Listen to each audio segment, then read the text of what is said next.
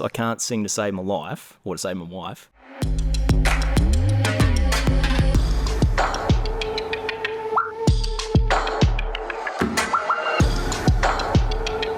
Welcome back to Behind the Edit, your go-to podcast for unpacking the actual reality behind reality TV. I'm Lachlan, Guertin. And I'm Tahlia, Pritchard, and we are back a bit earlier this week than usual, but it's because we have a very exciting guest that joined us today. We have 2024 groom Ben Walters. He's gone rogue. He's given us an exclusive tell-all interview.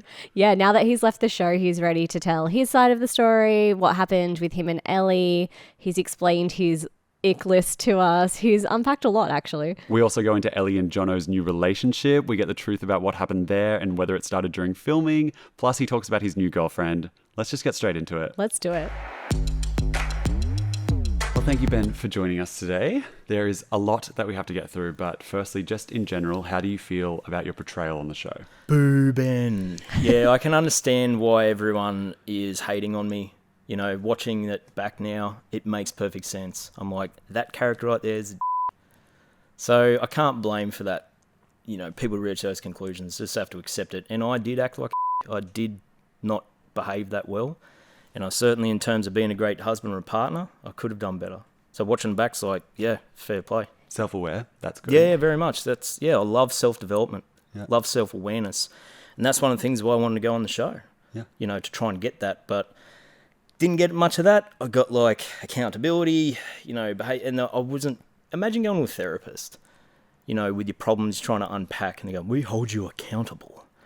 I was like, right, okay. So like, it is a show. I understand that. So I was hoping for a bit more feedback, like delivered in the right way, but it did get feedback. But obviously the pressures, the show, the whole production, it was hard for me to take that on. Yeah. But not that it's an excuse, but it was tough for me to embrace and go with the experiment, to let go. Yeah. You were accused of going on the show to promote your podcast. That came up a few times in your storyline. Yeah. Obviously, I guess it is quite a big show. The success rate isn't huge, so we can't always say people are going on it just to find love. What were your reasons for going on the show? I see the show as like a 3% success rate of relationships work, and that's pretty low. You watch other people from previous years go on to do other things in media, whatever. So I think if people don't acknowledge that publicity aspect, I think, to put bluntly, they're full of shit. You gotta, like, I acknowledge that I was full of shit. You know, are you in here for general reasons? So there were sort of two truths. I'm 39, turning 40. I do want to settle down. That is legitimately true. But I can also swipe right and meet someone at the same time. So do I need the experiment? No. But what a fantastic opportunity for growth, for development, for the experience, you know, something I'll probably look back on retired. You know, I'm copping a flogging online right now, but, you know, I'll probably be a bit more appreciative in time when I actually look back and go, wow, that was incredible. Like, what a moment, what an experience to be a part of. Yeah, well, So you only live once, right? Exactly. So that's how I live life. If you look, I've done 30 episodes since 2019. That's not a consistent podcast. Yeah. That is a hobby. Yeah. But it got picked up by paparazzi. Ben's got a podcast, and then 2 and 2 equals 5 for people, which I understand. And, you know, looking from the outside, you know, given the size of MAFS and it's a juggernaut, yeah, he's going to use that to publicise it. But I was joking because I had my guitar on there as well. I was like, geez, what's next? You want to promote an album? I can't sing to save my life. But it's just me just embracing the experience. Well, it did feel like you were the only participant this season that was accused of being on the show for fame. I think we can all agree that love isn't the only reason why people go on. So I thought it was weird that you were the only one being criticised for that. Yeah. Were there other contestants that you saw also being on the show for alternate reasons than finding love? Well, everyone, I think, should definitely acknowledge that you're going to get publicity. It's just part of the reality. And if you look at previous contestants and wish them well with success, they've done very well. So if that's not if you don't acknowledge that, or I'm just purely for love, I think you're a bit misguided, or you need your head read for the missed opportunity. So am I conscious of that? Absolutely. I mean, here we are having a chat. Like, this chat wouldn't occur if it didn't come on the show. Yeah. So I think it's a great experience. But do I have a motive for the podcast? No. That's not my jam. So I actually chatted to Ellie just when the show was starting, just a phone interview, and she said she probably felt like she was one of the people that went into the experience a little bit more naive about what the filming was like, what the whole experience was like. Did you pick up that vibe from her too in your partnership with her? I did. To be fair, there is a handful of people that were naive or more genuine than most participants, I guess. So I did feel that from her, to be fair. She really seemed committed. She was more committed to me. I was in as much as I could be, but I was also conscious of, hey, this is a film set. This is a TV studio, where she really embraced it. So I do feel I could have done better for her in that regard. And I tried to, initially, the glitz and glamour of big weddings, big productions, like wow, where she, I think, embraced that far more. But it was also challenging because her cousin really grilled me, so yeah. I understand that, though. It did feel like you and Ellie had a strong start to the experiment. Your wedding was great, besides the grilling from the cousin. But at what point did you start to question whether things might not work out? Yeah, you're right. Like, it was for the first week or month or whatever, sort of lost track of time. Yeah, we were great. I don't think we got a lot of airtime because there was no drama. Like, we generally had a great connection. There was a lot of great banter, but as you know, you scratch the surface and you unpack values, for example. Yeah, we sort of lacked a bit of common ground, but unable to manage that common ground. Like, so for me, I really got to own my communication style. I'm quite blunt. Like, I do swear sometimes and a bit too direct, where some people embrace that quite well, but Ellie's different communication style. So that was a real challenge for me. And I don't think we could ever, well, particularly for myself, I could never quite navigate that properly. Obviously on the show, it kind of looked like that at the last commitment ceremony, Ellie wrote leave, you wanted to stay, Yep. John told you to kind of put the work in, and then it looked like you disappeared. Was that down to a communication style thing, or what actually happened? No. So we got split up in separate rooms.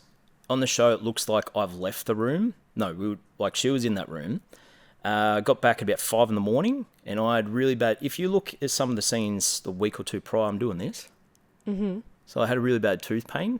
And got really bad, and it was couldn't sleep.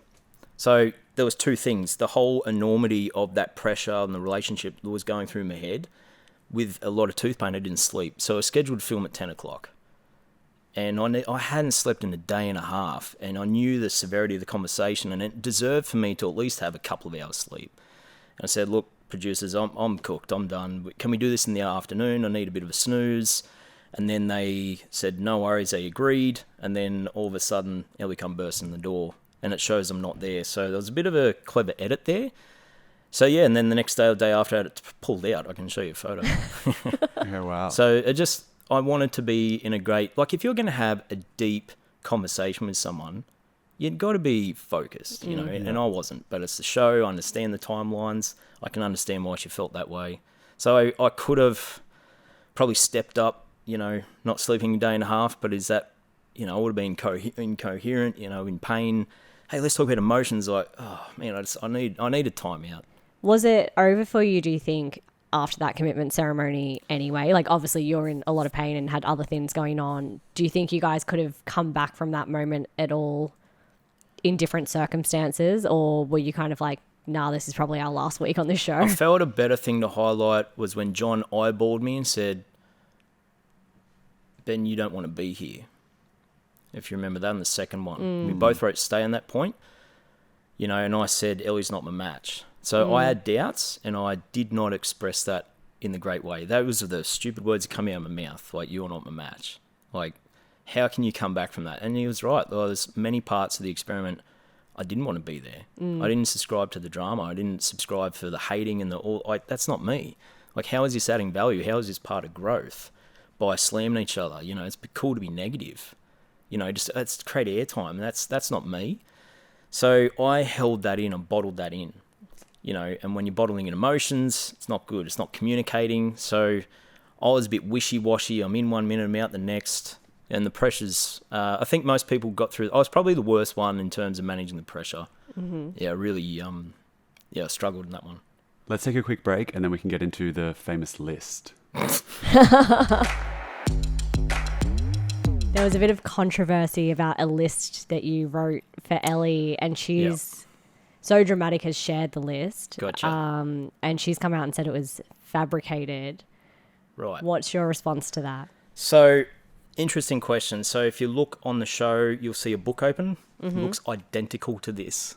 Okay, you got Okay. a book here. So the reason for the book is for actually what I was doing on a hopefully daily basis was manifesting intentions. So I do this almost daily. So like 3 things make me smile today, affirmations, and then things how I can improve. Like how was my day, things that made me smile, what bothers me, what to worry about, lessons I learned, how could I make today better, what am I grateful for. Okay. So this is the actual book. This is why I had it handy. For me, I have very high levels of ADHD. I get bloody distracted all the time. I'm seeing lights around here. I'm like, what's going on? Where's the question? I'm going, oh, look, a bird, and I'll run away. Like, that's just... So for me, it helps me on track. So that's why I wrote things down. It wasn't to nitpick, but I can see why it was interpreted that way. So the list was... And we did it both ways, because when we're talking to Ellie, I'm like, well, same with me. What are my imperfections? What can I improve on? What can I... be mindful of. So that was it. Here it is. Hey, we've got the list. The book looks exactly like this. We saw on the show there was a discussion about makeup. That was one of the bullet points. Do you want to read out the full list that you had written? So how I was worded, and this is where I've been struggling with, is like I'll word things rather bluntly. So for me, this was just dot points saying spending hours doing makeup, and then boom, what do you do makeup? Like, I get it. But, just going to like Woolies, because we'd go shopping. So it'd just take a while, which is not a big deal. It's manageable. These are things I was holding on. I was like, man, so this is stuff I need to work on. Writing that down in the list, was it, let's change this? Like, I don't like this. How can I do move better? Forward? Or, okay, so you're just naming the issues and then Yeah, what was so the intention? I'd be irritable. I'd be like, come on. So I need to work on my shit. But this is something, oh, Ben, why are you irritable? Well, that's me. But that's not all written down. That was just a dot point to unpack. But as soon as I said, you got makeup, down a rabbit hole. Okay, so for you writing that, it's more about like giving a reason, being like, I was irritable because maybe you took too long to get ready when we were just doing the groceries. So you could take an hour, take 2 hours. It's all good. I'm not used to it. I'm used to roughing it. So how can I do better? Right, okay. This is something I was like, little problems throughout that, but I also put on there and see in the photograph, said these are manageable. This is not a deal breaker. It's something that we can easily solve. But I was bottling that in. I wasn't communicating that. So that's totally on me. Was there, you said like the points there were like manageable things. Were there any traits or qualities or anything on the list that you would deem as not manageable? The biggest thing for me was the having children. Oh, yes. Oh, what a juicy nugget that was. So I put right at the top, good conversation. And what didn't make airtime, I made a big song and dance and said, where's trust on here? Because trust and loyalty for me is my number one. If someone needs to have my back, and that wasn't on there. And I never felt Ellie fully... I understand it's an experiment, you get to know someone, and that's done over time, but that's what I was sort of working on. I didn't feel that we were made the best team. So that was like, if your partner hasn't got your back, well then, what kind of partnership is that? So... what comes first, chicken the egg? So that was something I wanted to build upon. Where do you stand on the kids thing now? As you said, it was obviously a very contentious issue on the show. Oh, do I want kids at first sight? Yeah, jeez. I felt like a bloody sperm donor. But I understand, Ellie wants the white picket fence. That's her dream. That's a lot of people aspire for that, where my dreams prior has to live and travel around the world. But I keep doing that. It's bloody lonely. So and I got tour guide friends of mine that they're married with kids, but they also travel as a tour operator, and they get the balance right. So that's something I've always struggled with, where I thought, geez, maybe I've got to accept I'm not going to have kids. Maybe I'm going to find a partner on a similar journey, and I've been open to that. That being said, the biggest changing point was actually Richard, what he said, and thank God this made airtime, because he goes very into detail, difference between a choice and a decision. So that really impacted me. And the pressure was put on me. And then soon after, I chatted to my niece and nephew. And I'm like, do I want a life more settled down? Turning 40 this year. I don't want to be living life on the road. Been there, done that. I want something new. So I want to get a dog this year. Baby step, a dog versus kids. So that's the path I'm going down. But it really put me on the spot. And it was a bloody good wake-up call, to stop. Oh, what if this could be? Just bloody decide what you want and choose. There could be a song in that too. But I can understand, like, from an outsider, geez, look at Ben, bloody wishy-washy. Back and forth. Yeah, so I understand that. So, yeah, if people reach those conclusions, totally makes sense. So you've got your guitar. It's signed by the whole cast, right? Yeah, that's it. Yeah, I got it signed. But prior to the show starting, they said there's a lot of waiting. You got to hurry up and wait. You know, as I said, nothing electronic, can't take your phones, no recording equipment. It's like, I said, do you mind if I have my guitar? So people would be playing games, card games, reading books. I played more guitar in my life than I ever have. I'm just never left the bedroom, never made a performance, and how the hell did a song make it on there? I'm sure I don't know. It sounds horrendous. I can't sing to save my life or to save my wife.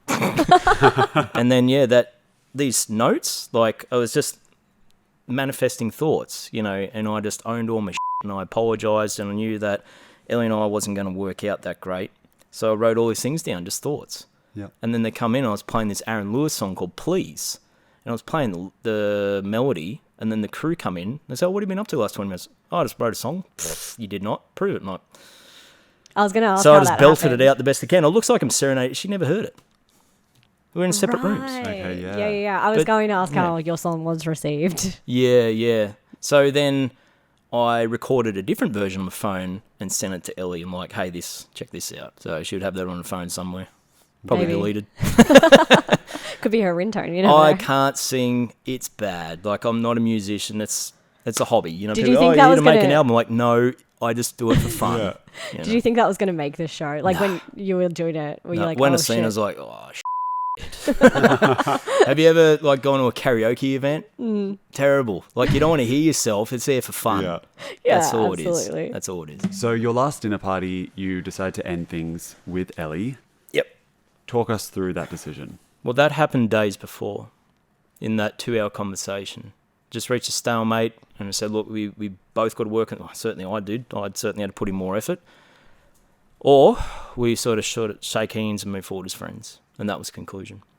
And that's been snipped Right. out. What So- about what happened at the beach? Did she come and meet you at the beach? No, What was the timeline no. of all of that? So it was over the weekend, and that was sort of my 50-50. I thought, there's got to be efforts on both ways, and Ellie has put in effort, but I was like, do I stay, do I go? I was like, wishy-washy, like trying to reach a definitive conclusion. But that wedding was so good. Like, I mean, it was one of the best days of my life. It was so much fun, such a great experience, and then being matched with Ellie, I'm like, holy shit. There's a paparazzi picture of me doing this. They got cut out. So I was like, I burst out to the cameras. They're going like, I'm not religious, but oh my God, thank you. Like, I didn't got stitched up. Ellie's incredible. So I wanted to tap into that. Hang on, her and I got off to a really great start. Can we sort of go back there and reset? That was the intention. That was the idea. But didn't turn up. Yeah, which so is she which is didn't. okay. Which, you know, respect that. You know, she had her own stuff going on, her own challenges going on. So Did it go beach, the 2-hour conversation, then dinner party as a timeline, or was it the 2-hour No, conversation, no. beach? 2-hour conversation, then beach. Yeah, okay. Okay. And then Yeah. you got to the dinner party, and then it kind of looked like you ended things there in front of everyone. I know. It's What like, oh, actually? Ben's breaking up. No, that's not it. You know, it shows me going, I'm committed, then I'm not. Mr. Wishy-washy. Yeah. So from that edit, 100% agree, you'd reach that conclusion. It's just not the reality. So what was the reality of that conversation at the dinner party? I remember everyone had their guns out for me. Ben's going down, Ben's going down. And I actually shouted out to the table, not directly, because I couldn't get a word in. I don't like shouting, I don't like drama, but everyone's like, let's do drama at Ben. So I said, with respect, shut the up if you want to hear what I'm saying. So I sort of got control of the room. Said, look, I own my insecurities. I haven't been fully myself. I haven't been fully authentic. It's hard to burst it out like that. I felt terrible, but I tried to own all my shit. Because that week I really reflected, hang on, I have up. I have made mistakes. And I've got to do better. And I was doing that the best I can. I also realised I have shortchanged Ellie. She does deserve better. So the best of my ability, I'm like, hang on, she deserves something better. We're not a match. So try to wish each other well. People started clapping, whether it was sarcastic or not, but I don't think it was the response Ellie got, and she got emotional. I think she was hoping for me to cop a big grilling, but I understand. Because your 2-hour chat was off camera, was there pressure from producers to kind of wrap up your storyline and end things at the dinner party then? They told us to hold off. Filming was at 3 or 4 or something. So park it. So we did, you know, saw this conversation, would have the book out, you know, and that was the idea, to be on camera. And then said, sorry, filming's got to be done till Monday. And we've got to hold this in for over the weekend? What? So I was bursting. I said, look, can we do the diary cam? Diary cam wasn't functioning that well. They didn't have a camera crew. I don't know. Okay. But it just bubbled over, and then they able to get a camera crew, and they just got the tail end of it. And that's where you see me just like, oh, I was beat. I had no sleep, or 1 hour sleep, whatever it was, tooth pain, had the tooth out. It's like, I needed a break, you know. So, ladies and gentlemen, if you are going to break up with someone, have some rest. It doesn't end well. So you kind of end things at the dinner party. You guys are broken up, done and dusted. Were you surprised that you still had to then follow through with the commitment ceremony? Yeah, I did not want to be there, you know, but I wanted to go, well, I've signed up for this, so I've got to finish it. Yeah, I knew I was going to be wrath. I knew it was going to be brutal. I knew I had to own everything, and rightfully so, and that's what I copped. And yeah, the next day I went home, and I told the driver, because I left the experiment at that stage, I said, look, I want to go to my parents' house. And I was in tears for days. Couldn't even look myself in the mirror. I felt like a piece of shit. And it wasn't until, it took me about a week to snap out of that. I'm still seeking like therapy about that stuff, to understand the distinction between true, genuine therapists that are there to care versus a dramatic television show. What's the actual reality? So that part was like, oh, that wasn't truly me. Does that make sense? Yeah. How did you feel about the experts at your final commitment ceremony and how they handled things? I felt their message was well received, but it's kept going on and on and on and on at me. I guess after watching your journey on the show, is there anything you want fans to keep in mind when they have watched this dinner party and they've watched this commitment ceremony? Well, it's for the whole show. I picked this up when I Bluetoothed my headphones to the TV, and then I heard the audio sounds like this, and it's been edited out in a way like that. So if you're not aware of that, just be mindful of that. So yes, I said those words. Were they in that order? So when you see a scene where the person isn't speaking, there might be a collage or something else panning, and you hear the audio breaking up like this. It's like, hang on a minute. So I picked up on it for the first time when it gave my backstory. Ben is not in a relationship ever. It's like, no, I'm pretty sure I have. Like, I've been, in long-term relationships in the past. So it's just, that's all my family watched it and they didn't pick up on it. It's like, I don't sound like that. So it's really, really subtle. It's brilliantly done. Like, bravo for the editing team. Like, so cool. But listen with headphones and you go, oh, that was bullshit. So that's my suggestion. So you pick up. I think that's a good point, because I guess like maybe the general viewer doesn't pick up on that stuff. I guess we've been recapping the show for a long time, so I always do. Like I can hear the inflections go up and down. Unless you see the person saying it directly with no overlay or other shots. It's like this. Yeah. No, that didn't happen. You can't. But if you don't have like excellent quality speakers at home, you never pick up on it. Yeah. So that's my suggestion. And then conclude whatever story you want. If 2 + 2 = 5, hopefully it equals 4 for you. Yeah. Well, let's take a quick break and then we can unpack the Jono and Ellie saga. So we know that Ellie and Jono are currently together. Really? That they... Sorry to break the news to you. You're joking. I was unaware. Well, when did you start to become aware of their relationship on the show? More when Jono was eyeballing her. Like, you know when there's a vibe and there's some electricity here. I'm not sure if Ellie was aware of it. Perhaps she was, perhaps she wasn't. But I just knew that Jono completely had eyes for Ellie. Interesting. Had no doubt whatsoever. And that's why during the reunion, I started laughing when they come in. So they enter the reunion together. Yep. At that point, had Ellie told you that she was now with Jono? Did Jono reach out? Lauren reach out? Or No, I had no way of knowing. Okay. But I called it in my Voxies. I predicted it about a month ago. I said it wouldn't surprise me because there was something there. I didn't think they would have the courage to do it. Bravo for doing it. Don't care. Like, as far as that concerned, did it impact my feelings? Like, it was a bit hurt, but I was also very happy for him because I knew that I wasn't a great match for Ellie. When you actually look at him on paper, I'm like, actually, that makes good sense. So I do wish him well, seriously. Like, on there for genuine reasons, want love. Well, if you found it, that's fantastic. But it did start, especially from Jono's side, prior. I have no doubt in my mind, and I picked it before it even happened. So were they well received at the reunion when they came in together? Yeah. Like, everyone's there for love, and they're very likeable people. You know, Jono's extremely intelligent. He's a very emotionally intelligent guy. He's very well spoken. Ellie's super articulate. You know, when you look at it, it's like, that is actually a great match. So, fair play. Where do you stand with Ellie now? Are you guys still in contact as the show airs? Actually, when it aired, like she knew I was broken, and so was she. Like she was in tears. You know, it was really hard for her too. And we did have a few FaceTime chats, thinking I might go for 10, 20 minutes, and like went over an hour.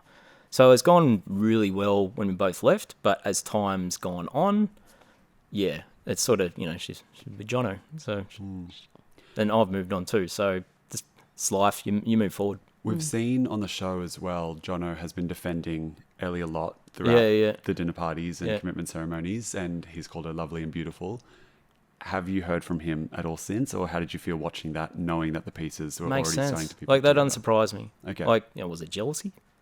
Don't know. But he's right. Like, I was matched with a great girl. I was watching it last night going slapping me. It's like, you idiots. Like, no, it's true. Like, Ellie is a great girl. Make no mistake about that.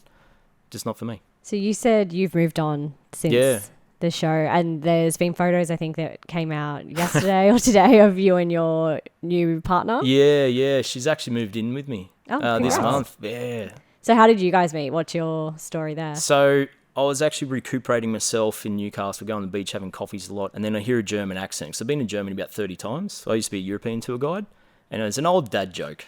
I say, what is the German word for a bra? Stoppen from floppen.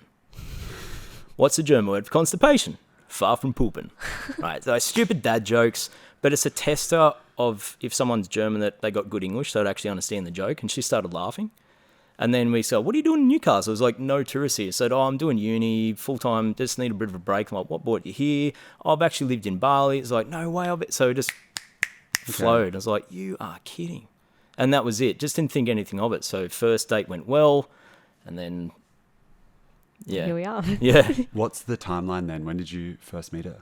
About 3-4 weeks after the show. And then now you've moved in together, so it's obviously Yeah, gone like well. I was not looking for a relationship. I thought, I need to pick up my pieces. Can I even give myself? Am I even ready for this? Like, I was broken off the show, and I'm trying to absorb all the lessons. I'm still doing that now. Seriously. So I warned her. I said, like, hey, this is fantastic chemistry. We are clicking, similar values, similar, you know, things like that. But hey, I just need a moment. And she's been super caring, responsive. So she had me back. So, so it's like, okay, just, and then it sort of went from there. So she was living in Sydney, and that was great because we couldn't see each other every day that way, but it sort of organically just grown and grown, and just decided with logistics and planning and moving forward, it's like, hang on, we can live with each other. It's like, so it was after, period of time, and thought, why not? Has she been watching the show? Yeah, and I've been having to help her through that. Like, can you imagine watching your partner? Yeah.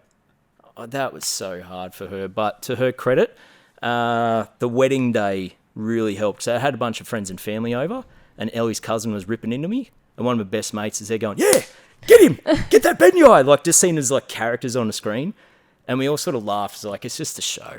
Yep. And so that was really good. That made a big shift and going, hang on, this is just it's a show. So that's how she sort of interprets it now. But to be fair, I have done stupid shit on the show, and we've gone, oh, Ben, you act like that here, but we're actually managing it. So I was like, it's made me go, these bad things are going to come out, but we've worked through it together. And it was like, it's just made me love her more. So Ellie left a comment, I believe, on your Facebook page, maybe saying that you were with your partner before being on the show. What's your response to that? Just trying to throw mud. Just no different to paparazzi making up I was meant to be a famous podcaster or The Bachelor or all that stuff. It's just like 2 + 2 = 5. See if it sticks. So she apparently got the information from Timothy. So you're just saying you didn't know your girlfriend before the show? Okay. Were you approached to be The Bachelor? No, that's bullshit as well. Did I make it? No. I had a phone call saying, would you be interested in The Bachelor? I'm like, never seen the show. Obviously, I've heard of it. Why not? Said yes. And then that was it. 2 weeks later, sorry, you're not it. That's as far as it went. Yeah. Was there an audition process? Was there medicals? Was it none of that?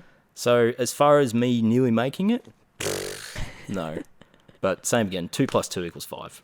Were you approached for MAFS too? Was it like a DM slide situation? No, or? I applied in 2021. Yeah, right. I was heavily involved in tourism, international travel. COVID hit. There goes my identity, goes my life, goes my revenue, goes my dreams. Like, how do you pivot? But I got invited to the Newcastle Podcast Awards and I met Lizzie from previous years. I never watched MAFS. And everyone's taking selfies with them. I'm like, who are you? I was talking, I didn't know.